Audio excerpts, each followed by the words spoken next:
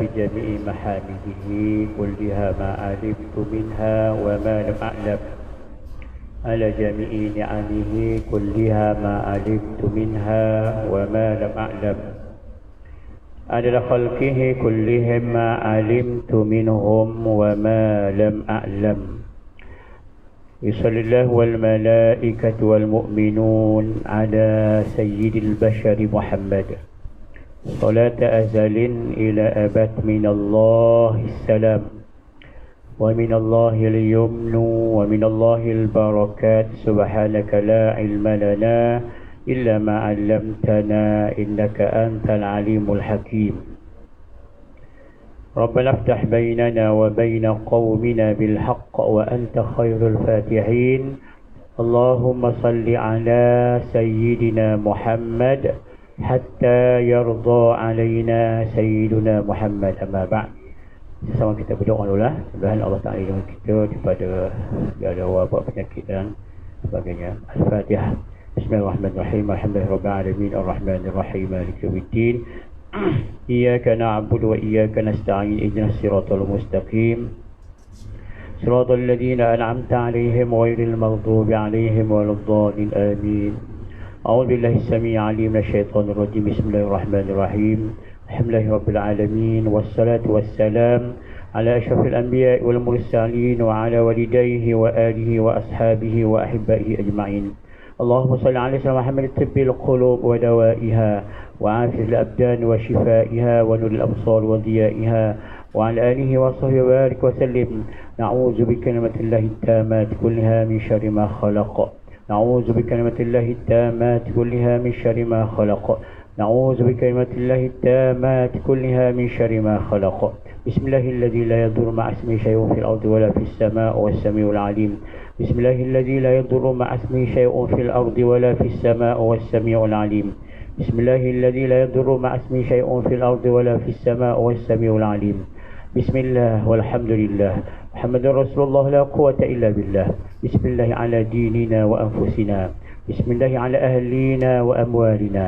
بسم الله على كل شيء أعطانيه ربنا بسم الله خير الأسماء بسم الله رب الأرض والسماء بسم الله الذي لا يضر مع اسمه داء بسم الله الذي لا يضر مع اسمه داء بسم الله الذي لا يضر مع اسمه داء بسم الله فتحنا وبالله اختتمنا وعلى الله توكلنا لا قوة إلا بالله لا قوة إلا بالله لا قوة إلا بالله الله أكبر الله أكبر الله أكبر لا إله إلا الله الحليم الكريم لا إله إلا الله العلي العظيم تبارك الله رب السماوات السبع ورب العرش العظيم ورب الأرضين وما بينهما والحمد لله رب العالمين عز جارك وجل ثناؤك ولا إله غيرك جعلنا في جوارك من شر كل ذي شر ومن شر الشيطان الرجيم إن ولي الله الذي نزل الكتاب وتولى الصالحين لقد جاءكم رسول من أنفسكم عزيز عليه ما عنتم حريص عليكم بالمؤمنين رؤوف رحيم فإن تولوا فقل حسبي الله لا إله إلا هو عليه توكلت وهو العرش العظيم اللهم ارفع عنا البلاء والوباء والغلاء والفحشاء والأمراض والأسقام والفحشاء والمنكر ما ظهر منها وما بطن عنا وعن بلادنا وعن سائر بلاد المسلمين اللهم عافنا من كل بلاء الدنيا وعذاب الآخرة اللهم عافنا من كل بلاء الدنيا وعذاب الآخرة اللهم عافنا من كل بلاء الدنيا وعذاب الآخرة وشر الدنيا وشر الآخرة ربنا هب لنا من أزواجنا وذرياتنا قرة عين واجعلنا للمتقين إماما ربنا آتنا في الدنيا حسنة وفي الآخرة حسنة وقنا عذاب النار وصلى الله على سيدنا محمد وعلى آله وصحبه وسلم والحمد لله رب العالمين. Alhamdulillah, syukur Allah Subhanahu Wa Taala. Tuan sekalian, kita dapat bertemu pada malam ini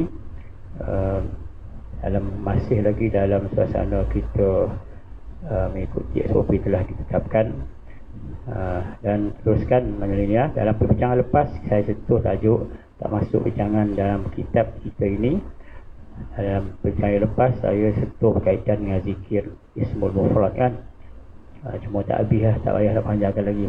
kita panjang lagi hadis perbincangan saya pun tak habis lagi sebenarnya, tapi tak apalah, cukuplah hujung-hujung yang lepas yang untuk kita fahami pensyariatan zikir Ismullahil Azam atau Ismul Mufrad, itu nama Allah itu sendiri.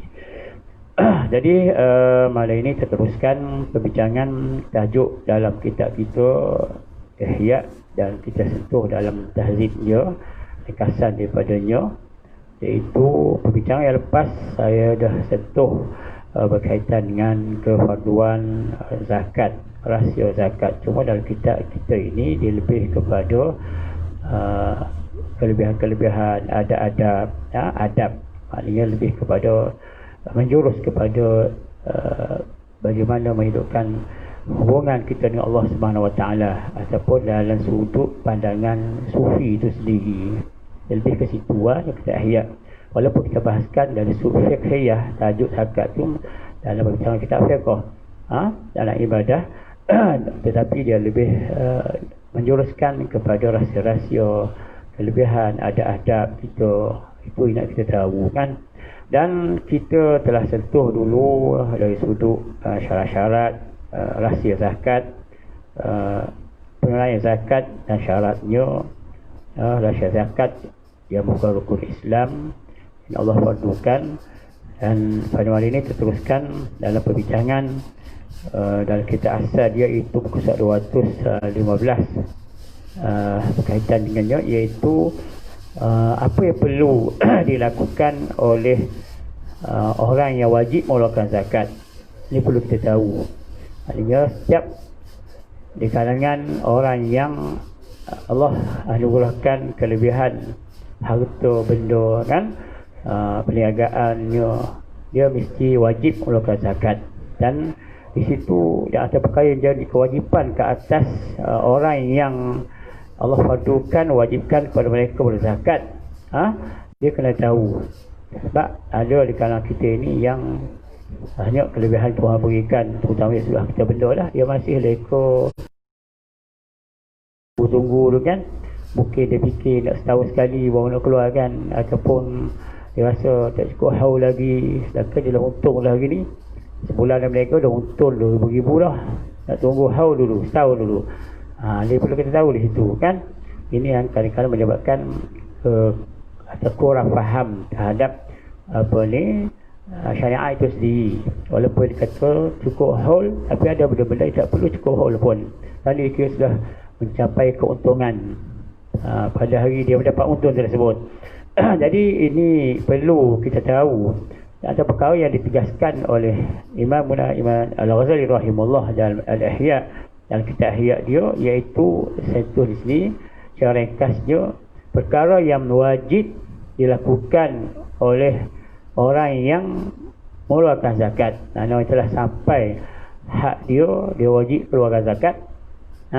Macam ada 2 hari lepas soal cikgu soal saya lah, saya tanya bercuti boleh buat apa, cuti raya boleh. Dia kata saya beli emas.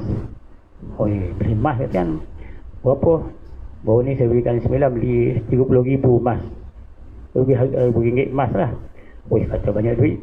Dia pergi Melaka beli pula 20,000 lagi. Banyak duit. Kejut di tangan. Lepas tu yang pakai ni dia tunjuk ni. Ini besar lah saya tengok kan. Saya terus celah kan. Beli tu belilah. Yang pakai pun keluar zakat ni. Dia terkejut kan. Macam dia tak kurang beritahu kan. Dia seronok beli emas, nyimpan emas. Emas kan naik tak turun gini kan. Naik semacam jadi dia berduit, tak apalah, dia beli mungkin buat simpanan dan sebagainya kan. Jadi beli tu kat pakai dia, dia tengok dah besar-besar semua kan. Dia kata mungkin kat badan ni keluarkan zakat ni, boleh lagi kat bank tu, kat simpan tu kan. Dia pun macam berapa kita tanya, soalnya di situ dia kurang mengambil berat lah. Saya ingatkan terus dia kan, nak nyimpan lah, tapi ingat hak Allah Ta'ala mesti keluarkan. Gitu kan. Jadi ini perlu kita tahu. Okay? Jadi di antara perkara yang disebut oleh Al-Ghazali rahimahullah, iaitu wa fi waqtil ada, waktu menunaikan zakat tersebut atau sedekah tersebut. Malah seperti zakat atau bersedekah kemungkinan. Itu at-ta'jilu an waqtil wujub, mempercepatkan meluarkannya sebelum tiba waktu wajib itu sendiri. Mungkin dia haunya setahun. Kan seekor kambing, 40 ekor kambing seekor keluarkan setahun. Tetapi kalau dah untung dah, dah capai dah, dia kena keluar kan. Ataupun dia perniagaan, dia berniaga ayam misalnya kan, nak tunggu setahun tak semesti tunggu setahun. Dia dah untung lah hari tersebut, dia kena keluarkan terus, tak semesti nak tunggu waktu tu sampai setahun baru nak tunggu, atau nantilah hari-hari yang lain. Gitu dia. Jadi kita belajar di sini itu at-ta'jilu an waqtil wujub, iaitu menyegerakan sebelum tiba waktu wajib. Kan zakat fitrah tu lain cerita lah, tunggu Ramadan biasanya kan, itu fitrah wajib pada diri masing-masing. Ini bagi yang maknanya dikatakan harta zakat yang perlu dikeluarkan, gaji misalnya, macam kita gaji, jadi kita ada potong awal-awal lagi. Kita daftar dengan pusat zakat, terus dah potong daripada gaji. Kita tengok dari gaji dah ada potong dah, tak ada masalah dah, tiap-tiap bulan dah potong dah. Kan begitu je. Lain yang dikatakan perniagaan tu, saya kata orang jual nasi lemak, dia buka gerai nasi lemak 10 tempat di Selangor ni, di Kajang lah kita ambil. Jangan dia ingat dia tak untung kan, dia lah untung banyak lah, dia wajib keluar zakat, tak boleh tunggu setahun. Kalau sebulan dia dapat 10,000 dah, kan. Ada seorang kawan tu jual beli burger 30 tempat di Selangor dia buka, dia orang itu dah pusing. Untuk tiap bulan 40-50 ribu. Dia duduk diam, jangan main. Zakat mesti keluarkan terus, tak mesti tunggu setahun. Sebab dia dah untung sebulan tu dah 30 ribu, 40 ribu. Tolak apa ni modal dan sebagainya, memang ada keuntungan. Jangan buat alasan kata nak tunggu setahun atau nanti dulu. Apa lagi yang jadi perap senyap. Jadi kata di sini iaitu menyegerakan mengeluarkan zakat tersebut sebelum tiba waktunya. Kenapa segerakan? Sebab di situ nak menunjukkan rasa rela hati atau redha hati mentaati perintah Allah Ta'ala. Nanti kita ingat, orang keluar zakat tu bukan semata-mata dia fikir wajib semata-mata, dia fikir dia melaksanakan perintah Allah. Jadi kita solat lah, adakah kerana solat Tuhan suruh solat 5 waktu semata-mata? Tak, kerana solat itu adalah taat, tunduk, patuh. Tengok kan, Hanifah Muslimah, suci diri dan serah diri. Sebut apa dalam iftitah tu kan, paling kita serah diri. Ini wajah tu, aku serah diri aku hadapkan muka aku terhadap Tuhan yang menciptakan langit bumi. Hanifah Muslimah, dalam keadaan suci, dengan keadaan serah diri. Bukan semata-mata nak Allahu Akbar, nak solat 4 rakaat, 3 rakaat, 2 rakaat, tetapi di situ hanif, ada ketulukan, adanya kepatuhan, adanya ketaatan. Itu nak disegerakan. Kalau kita buat, kita tak patuh, kita tak taat, terpaksa buat, maka Allah tak terima Isruk tu. Mesti ada hanif, mesti ada muslimah, serah diri. Maka begitulah ibadah zakat tersebut. Sebelum kata wajib tu datang, dia keluar dah kerana dia untung lah. Kalau cepat dia keluar, kerana dia nak menunjukkan keredaan dia, kerelaan dia, ketundukan dia, taat dia pada perintah Allah SWT. Kerana apa? Di situlah dia telah memberikan kegembiraan kepada orang fakir miskin. Betapa ramai di sana tu orang minta kan, siapa nak beri. Tapi bila dah untung kan, itu keluarkan. Mana Allah jadikan orang fakir miskin untuk dia, untuk dia laksanakan perintah tersebut, untuk mendapat redha Allah Subhanahu Wa Taala. Itu dia. Kerana Allah jadikan orang miskin itu kegembiraan baginya. Dia mesti rasa gembira orang miskin. Jangan tak ada muka lain, muka ni je. Tak boleh macam tu fikirkan. Sebab hak dia dah, kewajipan dia dah. Sebab orang berduit, orang berharta, dia kena ingat dia telah melanggar amanah. Orang yang tidak berduit, tidak berharta, dia tak melanggar amanah. Nak bagi apa dia pun tak ada, dia pun tak cukup. Orang yang berduit, berharta ni, ingat, bukan setakatlah selesaikan masalah diri sendiri atau tanggungjawab, bahkan dia kena selesaikan orang lain. Di sana di sebelah rumah dia, jiran dia, kawan-kawan dia, oh, susah. Dia kena segerakan, dia tak boleh tunggu dah. Sebab di sana ada orang yang susah. Kan? Kita mesti tengok, oi, Masya Allah. Saya masa cuti COVID pun kan 3-4 bulan pun ni, arahan sekolah pergi cari yuk pelajar miskin. 6 bulan puasa boleh tu. Ya Allah, dah penat badan kan. Penat dari segi kita nak cari tu, tak jumpa tu. Naik flat-flat yang Masya Allah, flat yang 2 bilik tu macam mana dia beradik ditinggalkan dengan busuknya tingkat atas kita cari kan.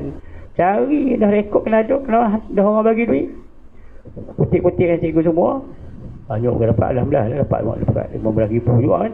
Nak segera kan tu kan? Pergi cari. Kita laki-laki yang paling teruk kena kan. Lelaki tu tak ramai, kita kerja kita pergi cari tu, tengok segerakan. Sebab dia susah. Memang betul lah jumpa tu macam nak terkam duit tu. Padahal bukannya banyak sangat, RM100 je 3 kan. Sesuatu lain tengok bagi banyak. Sesuatu lain saya tanya RM200-300 seorang, bagi beras lagi. Tapi kita tengok tu, nampak kesusahan mereka tu. Cepat-cepat tu. Walaupun ada yang dapat RM50, tengok pada kerukan lah kan. Ada yang RM100 kita bagi. Kan. Jadi keperluan orang di sana terlebih. Jadi bila dah ada kat tangan dia dah untung dah. Tak boleh duduk dia. Nanti lah tu. Itu maknanya dia tidak reda, taat kepada Allah Ta'ala, dan tidak rasa Allah jadi kaum miskin tu kegembiraan bagi dia. Sebenarnya bila kita beri, saya beri walaupun duit orang, ya, duit orang terpanjangkan, tapi rasa puas. Kepuasan tu, oh seronok. Tak kita boleh bagi sendiri kan? Kita boleh bagi sendiri. Kalau pergi rumah tu tengok, asalnya lebih ke anak, tengok bapak duduk terbaring, bapak potong kaki. Terpaksa cari cerita lain pula tu, tambah lagi lah. Semua kan. Jadi kepuasan tu ada di situ. Kepuasan orang yang memberi itu. Maknanya orang yang berada, orang yang kaya, orang yang lebih anugerah Allah Ta'ala, rezeki dia kena segera. Maknanya ta'jilu, kata Imam Ghazali, ta'jilu an waqtil wujud, segera mengeluarkan sebelum tiba waktu wajib. Kenapa? Kerana menunjukkan keredaan dia, kerelaan dia, ketundukan dia kepada Allah Ta'ala, perintah Allah Ta'ala, dan kegembiraan yang Allah jadikan orang miskin untuk dia. Yang kena faham ya? Itu dia pertama. Yang kedua, masih dalam segi juga tadi, iaitu kenapa kekhawatiran akan berlaku kalau dilewat-lewatkan di situ, maka kemungkinan gangguan masa tu sendiri boleh berubah. Hari ini mungkin boleh bagi, tapi mungkin ada masa dia sibuk, tak sempat nak pergi dah. Yang mana gangguan masa tersebut mungkin menghalangkan dirinya daripada melaksanakan perintah Allah Subhanahu Wa Taala. Itu dia gangguan yang kedua, iaitu gangguan dari sudut masa itu sendiri. Dia tak nak masuk.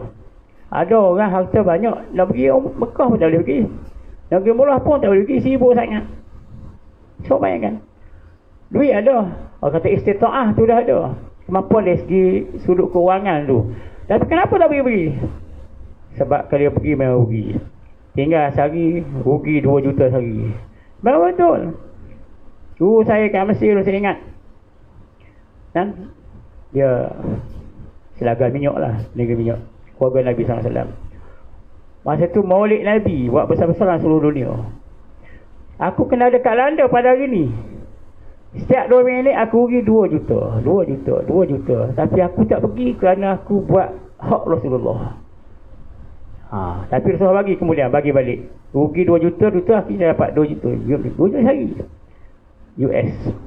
Cuba bayangkan. Tengok orang bekerja untuk Rasulullah SAW, yang maknanya sedar keadaan tersebut untuk Rasulullah SAW. Tapi ada setengah orang tu harta dia banyak, dia pergi memang rugilah tu perniagaan dia. Tak ada masa nak pergi.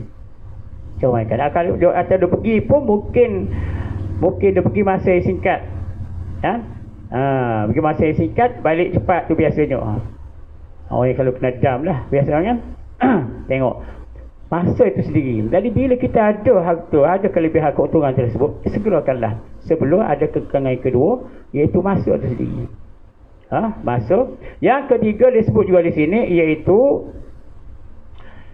Fama asra'u taqallubu wasyaitan ya'muru bil fahsya'i wal munkar. Yang kedua iaitu gangguan daripada syaitan itu sendiri. Bila duit banyak, harta banyak, syaitan akan ganggu. Firman Allah Subhanahu wa taala, a'udzubillahi minasyaitonir rajim, asy-syaitanu ya'idukumul faqra wa ya'murukum bil fahsya. Syaitan itu menjanji atau menakutkan kamu dengan kemiskinan dan kepapaan jika kamu bersedekah atau menderma, lalu menyuruh kamu melakukan perkara dan mungkar. Duit dah ada, simpan, main gangguan syaitan. Sedekah ni, dah bagi zakat ni, dia tangguh. Marilah gangguan syaitan tadi. Banyaklah, sama ada kemungkinan dorong ke maksiat atau melakukan benda-benda lain, habiskan dia untuk benda-benda lain. Lama tak melancong, melancong, bawa bini anak pergi jalan, jadi duit dah habis ke situ. Akhirnya tak dapat melaksanakan perintah tersebut. Itu gangguan syaitan. Ataupun syaitan tu sendiri mengubah dia daripada dia nak sedekah tadi dah batal. Berapa ramai orang nak sedekah jadi dia batal. Nak sedekah ni, nak infak ni kan, dia apa? Jadi lah. Sebab syaitan telah mendorongi dia ke laluan yang lain, maka dia meninggalkan jalan kebaikan tersebut. Itu janji syaitan tadi. Sedangkan Allah sebutkan, maknanya syaitan itu menjanjikan kamu kefakiran dan menyuruh kamu kemungkaran, sedangkan Allah menjanjikan kamu keampunannya. Tengok itu yang pertama. Kemudian yang kedua, kata Imam Ghazali rahimahullah, perkara perlu diketahui oleh orang yang mengeluarkan zakat, iaitu kewajipan yang kedua, al-israr. Fa inna dhalika ab'adu 'anil riya' was-sum'ah. Faqala sallallahu alaihi wasallam, afdalus sadaqah juhdul maqali ila faqiri fi sirrin. Itu yang kedua. Kewajipan yang kedua iaitu al-israr. Kalau boleh rahsiakanlah. Kalau boleh. Kalau boleh rahsiakanlah. Itu merahsiakan. Kenapa? Kalau fa inna zalika ab'adu 'anil riya' was-sum'ah. Kerana bila kita berahsia mengeluarkan zakat atau sedekah dan sebagainya atau infak, dia menjauhkan kita daripada sifat riya' dan sum'ah. Nak menunjuk-nunjuk atau sum'ah, nak memperdengarkan kebaikan kita kepada orang lain.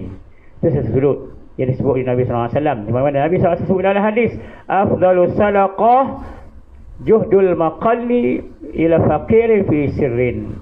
Iaitu seafdal sedekah iaitu kamu bersungguh-sungguh walaupun dia sedikit pada orang kafir dalam keadaan sembunyi. Walaupun sikit pun lebih baik sembunyi kalau boleh, biar orang dia tahu.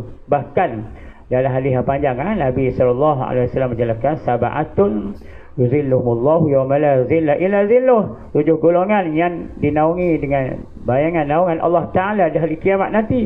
Maka di antara disebut oleh Imam Ghazali sini iaitu disebut rajulun tasaddaqa bi sadaqatin falam ta'lam shimalahu bima ma'atat yaminuhu. Yang ada sahih iaitu seorang lelaki yang bersedekah dengan satu sedekah, tangan kirinya tidak tahu apa yang diberikan oleh tangan kanannya, dan dia sembunyi, senyap-senyap. Senyap-senyap. Okey, tengok lagi apa yang kata di sini. Iaitu merahsiakan amalannya. Kenapa? Dapat menjauhkan daripada sifat riak tadi ataupun sombong. Kadang-kadang ada orang tu sebenarnya ada manfaat kebaikan secara zahir, tapi kalau boleh kita infak atau kita bersedekah atau zakat, dia sembunyi, itu lebih baik. Itu lebih menjauhkan kita daripada sifat riak atau sifat sombong atau menunjuk daripada amal yang kita lakukan. Bahkan Allah sebut dalam Al-Quranul Karim, a'udzubillahi minasyaitonirrajim, wa in tukhfuha wa tu'tuha al-fuqara fa huwa khairul lakum. Surah Al-Baqarah ayat 271, iaitu, dan jikalau kamu menyembunyikan sedekahmu dan kamu berikan kepada kaum fakir, maka itu lebih baik bagi kamu. Itu dah Tuhan sebut. Okey. Tetapi di sana ada juga ulama berpendapat. Ada ulama berpendapat di sana, maknanya boleh juga menampakkan zakatnya itu. Itu yang ketiga kata Imam Ghazali. Boleh juga menampakkan zakatnya itu iaitu haitsu an yazhara haitsu ya'lama anna fi izharihi targhiban lin-nas fil iqtida' ويحرس سره من داعية الرياء بالطريق الذي سنذكره في معاصر الرياء في كتاب الرياء. Okey. Maknanya yang ketiga kata Imam Ghazali, walaupun di sana kalau boleh kita berhasil dalam berzakat, berinfak atau bersedekah, tetapi kadang-kadang perlu juga dilakukan menampakkan zakatnya, menampakkan sedekahnya. Boleh juga, tetapi dia kata izhar fi izharihi targhiban linnas, dia menzahirkan, dia beri infak tadi atau sedekah tadi atau zakat tadi, targhiban linnas fil iqtida'. Kenapa? Nak menarik manusia atau merangsangkan manusia fil iqtida' supaya ikut seperti dia buat. Bukan kata semuanya tak elok, dia beri gambar kan. So pokoknya ada kali niat gitu, niat dia untuk supaya orang lain pun ikut macam dia buat. Macam Ustaz Emilio kan, pergi sampai sini, bagus, tidak semua tak elok kan. Dia pergi sedekah sini kan, kalau ada 10 orang macam dia macam tu, kan seronok kan orang Islam. Mudah bagi orang Islam dan banyak manfaat dan kebaikan. Kita niat dia lah, bagi dia infak, dia sedekah. Kenapa? Di sana ada hasrat dia, kaedah dakwah dia supaya orang buat macam dia juga. Ramai orang ikut, orang tiru. Ramai orang buat, ramai orang tiru macam dia. Walaupun tak masuk dalam Facebook, orang tak ambil gambar, tapi ada buat macam tu juga. Dia saya tengok setiap bulan dia dapat gaji, dia beli bawa asas-asas, dia hantar. Tak zahir, mana ada orang tiru dia juga. Jadi ada kalanya maknanya boleh juga dilakukan sedemikian semata-mata untuk merangsangkan targhiban linnas, merangsangkan manusia fil iqtida'i, dalam ikutan tersebut, supaya ikut dia, ikut cara dia, tiru macam dia. Wa yahrusu sirruhu, disamping dia mengawal diri dia, hati dia, min da'iyatir riya', daripada elemen-elemen daripada riya', dan juga sum'ah tadi. Kita jagalah. Dia buat ni kerana Allah Ta'ala, balik dia buat kerana supaya orang lain tiru macam dia. Dalam kebaikan, belum-belum dalam kebaikan, fastabiqul khairat, belum-belum dalam melakukan kebaikan kepada Allah Subhanahu Wa Ta'ala. Allah sebut dalam Al-Quran Al-Karim, a'udzubillahi minasyaitonirrajim, in tubdus sadaqati fa ni'mahi. Kalau kamu zahirkan sedekah-sedekah itu secara terang, maka demikianlah lebih baik bagi kamu, untuk menjadi contoh yang baik terhadap orang lain. Itu sebut juga dalam Al-Quran Al-Karim. Bahkan Allah SWT juga sebut dalam Al-Quran Al-Karim, wa anfiqu mimma razaqnahum sirran wa alaniyah.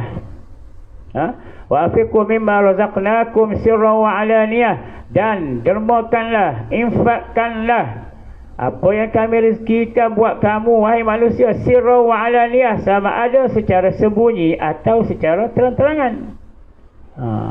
Surah Ar-Ra'd ayat 22. Maknanya itu juga perlu diketahui lah. Maknanya orang nak derma tu kena fikir. Dia rasa nak buat sir pun boleh, nampak cara jahar pun, orang nampak pun boleh. Tapi kalau nampak macam ni cara dia, jaga adab-adab dia, yang terheret dengan untuk jadi riak atau jadi sum'ah, ujub dan sebagainya. Tu dia kan. Okey maknanya sunat juga.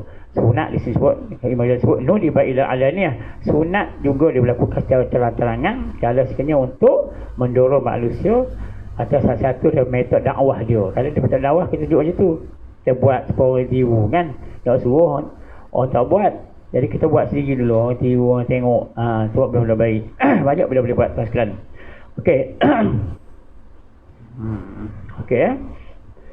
Yang keempat, yang antara perkara diketahui oleh orang yang nak berzakat atau menderma, iaitu alla yafsuda sadaqatahu bil manni wal adha. Alla yufsida sadaqatuhu bil manni wal adha. Allah Subhanahu Wa Ta'ala, a'udzubillahi minasyaitonirrajim, Ya ayyuhalladzina amanu la tubtilu sadaqatikum bil manni wal adha. Iaitu janganlah dia merosakkan sedekahnya, zakatnya, infaknya, pemberiannya, jangan dirosakkan pahala tersebut dengan perkataan yang mengungkit-ungkit ataupun menyakiti. Beri nak mengungkit balik. Mu dulu ni kalau aku tak tolong ungkit lah tu kan. Ataupun sebut pada orang lain, alah budak tu hari ni bagus hidup, sedap hidup dia, berjaya dia, sebab aku tu kan, boleh kan, sebab aku tu mengukir balik buah tersebut. Bil mani wal adha, ataupun al adha. Al adha nak menyakitkan dia. Kadang-kadang kita beri pembelian di sana ada makna yang lain untuk menyakitkan dia, mungkin nak menghina dia, menjatuhkan maruah dia. Itu dia tegur yang ada di situ. Nak beri, jangan duk fikir benda lain lagi. Jangan ingat lagi kalau boleh, kerana nak mencapai keikhlasan tersebut, iaitu kita jangan ukit, jangan ingat. Kalau boleh jangan ingat dah, beri banyak ke sikit, beri. Jangan duk fikir balik-balik kira. Jadi benda lain nanti. Boleh jangan duk ukit, jangan duk fikir lagi pemberian kebaikan yang kita berikan. Beri dah lepas cerita dah. Dah jangan sebut-sebut lagi, apatah kalau sikap untuk menyakiti. Dan kata mufassir di sini, yang mana dia dimaksudkan dengan al-man, la tubtilu sadaqatikum bil manni, al-manni atau al-manna. Al-manna di sini yang maksud ialah menyebut-nyebut apa yang telah diberikan, ataupun memperkatakan di hadapan orang lain tentang pemberiannya, atau berlagak sombongkan telah memberikan sesuatu kepada si fakir. Malam duit aku 1,000 aku bagi. Dia sebut dia beri tu tapi memang ada macam ni, tak Mekah dia jumpa macam ni. Kata aku tolong ni, tengok dia tak begitu dia cakap kan. Kita pun mengiling kepala, tengok kan, siapa begitu menyebut-nyebut. Dan makna al-adha di sini kata mufassir, iaitu menampakkan sedekahnya secara jelas di hadapan orang lain, atau mencela orang yang diberikan itu dengan mengatakan bahawa orang ini peminta sedekah. Ini pengemis semua ni, dia tunggu di orang tabur kan. Tak tahu kalau pergi negara Arab kan, memanglah tabur berebut dah. Kita ada sikap macam tu. Ini orang miskin kalau tak beri ni, dia tunggu ni. Saya tempat tu datang dah, susul lah, tepi rumah dia tunggu dah. Kalau tahu ni orang kaya lah, orang berada kan. Kan dia pun rasa pokok ni kata beri ni tak beri di sini. Dia tak fikir macam tu, nak beri baik sikit pulang. Tapi jangan duk mengatur atau mencela orang miskin tadi, atau berita sedekah tadi, atau mencemuhnya sebab minta-minta. Sebab kita ni tak sama, ada jenis minta-minta, jenis tak minta, ada jenis tak reti nak minta kan. Ada orang miskin ni minta, ada ruang ni minta, ada ruang ni minta. Tapi ada orang kaya tak sedar juga, dah lah dia kaya dah, minta juga biasa, derma siswa. InsyaAllah orang sadar. Tak habis cerita ni.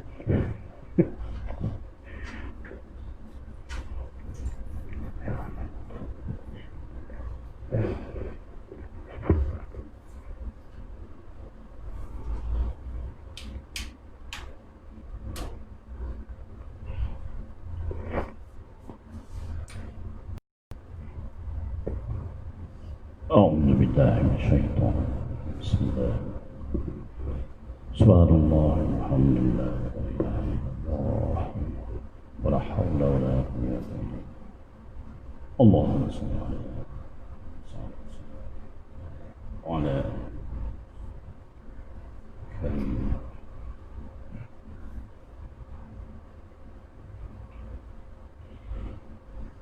الله أكبر الله أكبر.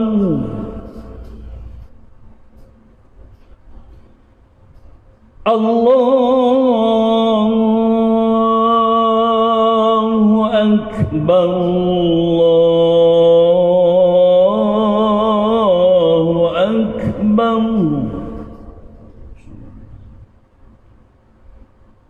Asyhadu an la ilaha illallah.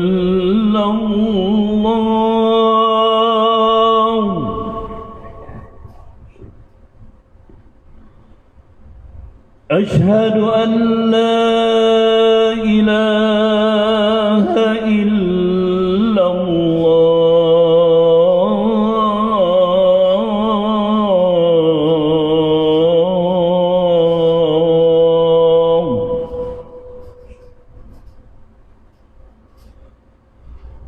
Asyhadu anna Muhammadar Rasulullah.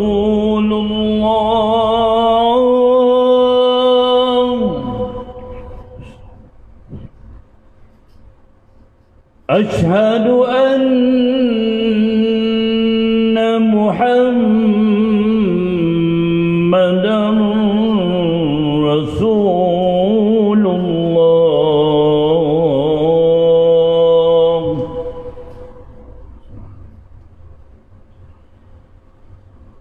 Hayya 'alas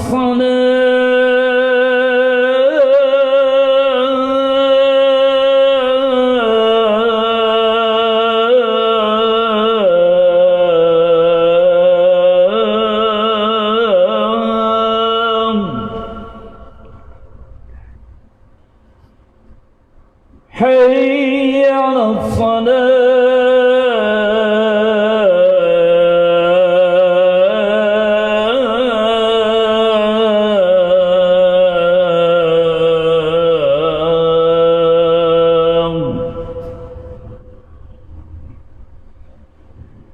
حي على الفلاح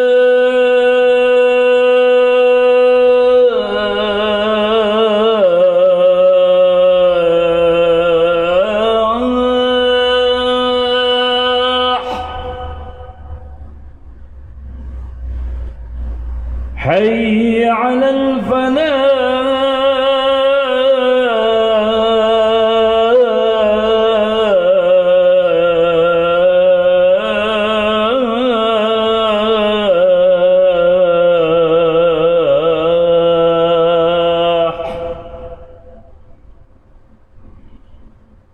الله أكبر،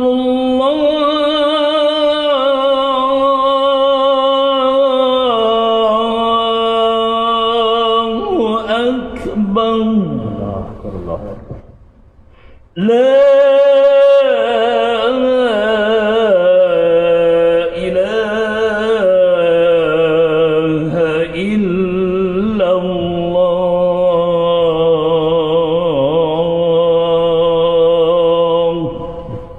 اللهم صل إنك لا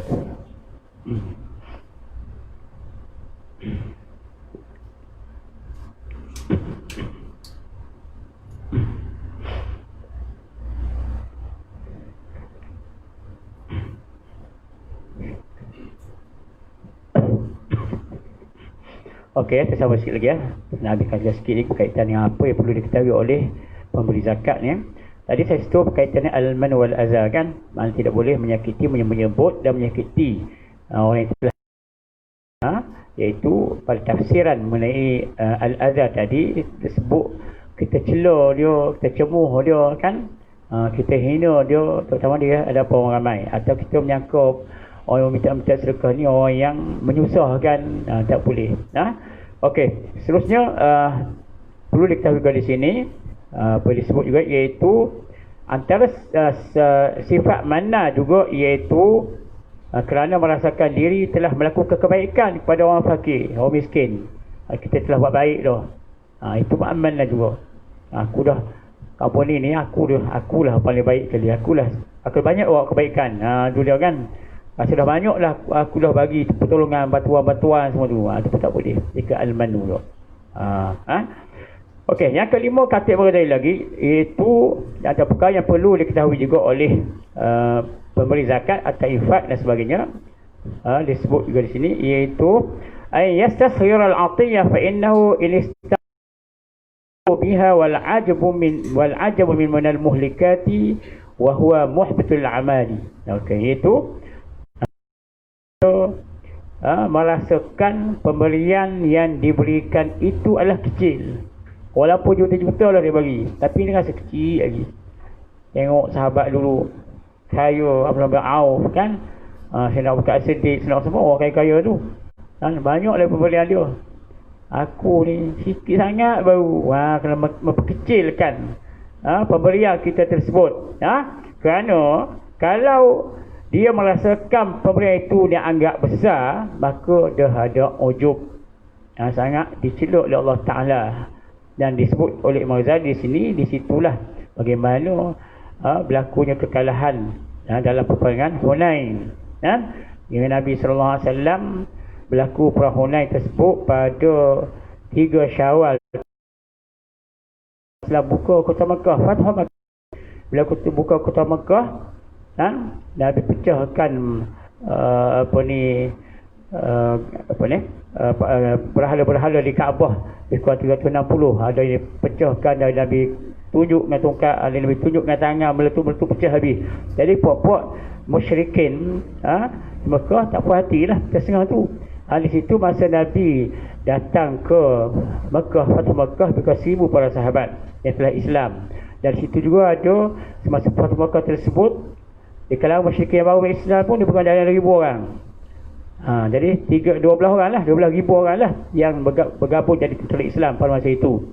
Jadi di situ bila berlaku Nabi dah kuasai kota Makkah, Fathah Makkah, maka ada penduduk Saqif dan Hawazin tak puas hati. Saqif dan Hawazin duduk di perlembahan di antara Makkah dengan Taif, tengah-tengah.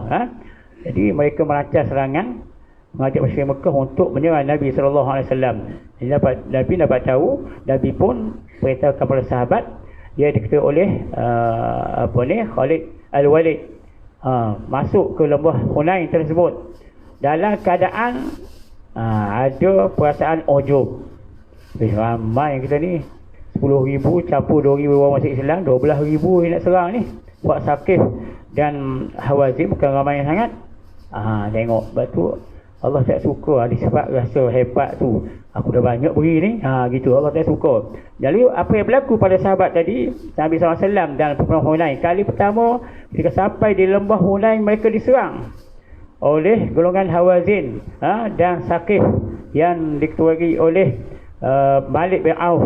Buat serangan pertama, mengejut daripada atas bukit tu, turun dengan batu dilumpang ke bawah dengan anak panah, sehingga teriksa di bawah sampai lagi tak perang. Allah sebut dalam Quran Al-Karim, A'udzubillahi minasyaitonir rajim, wa yawma hunainin id a'jabatkum kasratukum falan tughni ankum syai'a wa dhaqat 'alaikumul ardu bima rahabat thumma wallaytum mudbirin. Tuhan sebut surah Taubah 25.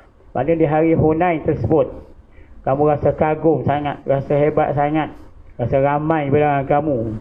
Dia pergi ni orang hebat ni, Khalid Al-Walid dah masuk Islam lah. Masuk Mekah kan, masuk Islam, jadi kepala tentera pula. Nak pergi serang ni duduk depan sekali, tapi dia sekan lari habis. Kan?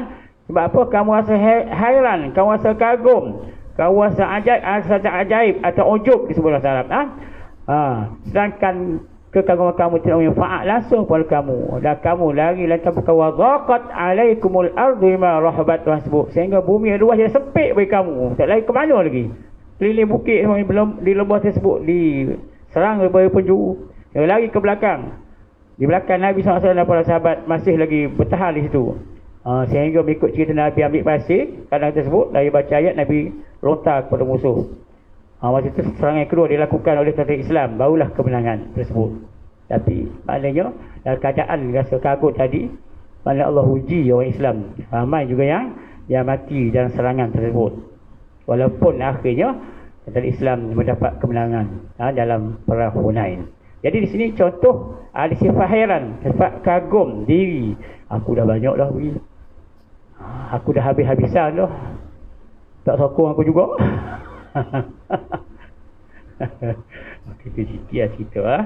Okey, kerana sifat tersebut akan memakan diri, dan merosakkan keikhlasan hati, dan meleburkan pahala kebaikan yang dilakukan. Meleburkan pahala yang dilakukan. Disebut oleh Ghazali di sini. Iaitu, maka kalau begitu dalam kita dia kata wakilah la itu ma'ruf ila bisalah, tidak akan sempurna kebaikan mereka 3 benda tadi. Tasghir, kita rasa sedikit, mana aku dah beri sikit pun ni, orang lain banyak lagi, walaupun dah beri tu banyak juta dah, alah sikit je kan.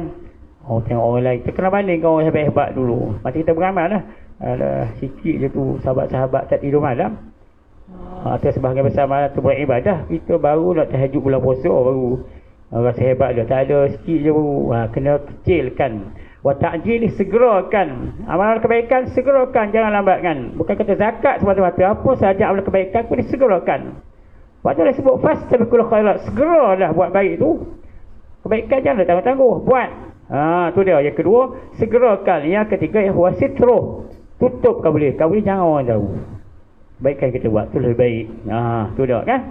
Itu yang kelima. Yang keenam katanya lagi di sini, banyak kita lagi, iaitu yantaqiya min malihi ajwaduhu wa ahibbuhu ilaihi wa ajalluhu wa atyabuhu fa inna Allah ta'ala tayyibun la yaqul illa tayyiban. Iaitu hendaklah zakat pembelian yang nak diberikan itu yang terbaik, daripada hasil yang terbaik, yang amat disayangi, yang bagus, yang indah disebut di sini, yang paling disukai, yang paling baik. Kenapa? Allah la yaqbalu illa tayyiban. Allah tak terima mereka yang baik. Allah pun sebut dalam Quran Karim, maknanya auzubillahi minasyaitonir rajim, ya ayyuhalladzina amanu anfiqu min tayyibati ma kasabtum wa mimma akhrajna lakum minal ard wa la tayammamul khabitha minhu tunfiquna wa lastum biakhirih illa an tughmidu fihi. Surah Al-Baqarah ayat 267, iaitu Allah sebut, wahai mereka beriman, infakkanlah yang baik-baik, kalau boleh yang baik-baik, kalau boleh yang paling baik, yang paling kita suka tu. Jangan dah nak bagi orang makan hok 2 hari lepas dah tak habis makan pun dah beri. Kuih-kuih nak bagi hok semalam tak habis. Kuih-kuih nak bagi hok tak laku jual kat kedai, hantarlah ke surau. Kan? Maknanya kena hati-hatilah. Bukan tak ada pada tu ada kelebihan tersebut. Sebab Tuhan nak yang terbaik, yang baik-baik. Kan? Duit buruk-buruk tu masuklah dalam tabung. Cari-cari kan, yang buruk sekilo semua masuk tabung. Yang cantik dia keras-keras tu boleh poket dah. Ni lah sama. Tapi perangai manusia kan. Mana infak apa saja yang terbaik. Nak sedekah kambing kau yang terbaik. Kan? Orang tahu lama tu angkat kambing ni. Okey. Wa surah Al-Quran Karim, ya ayyuhallazina amanu anfiqu min tayyibati ma razaqnakum, infakkanlah yang terbaik, yang baik, yang apa yang kamu usahakan. Wa ma akhrajna lakum min al-ard, dan apa yang kamu keluarkan daripada bumi. Sayur ko, beras ko, yang terbaik. Wala tayammamul khabitha minhu tunfiquna wa lastum biakhirih, dan janganlah kamu sengaja pilih yang buruk-buruk, yang lusuh-lusuh, yang dah hujung-hujung dah. Masa durian besar-besar dulu, makan macam lain, jual mahal kan, di rompak RM30, RM25, RM24 kan. Bila nak habis tu ketok-ketok lah dia lah, tupung RM18.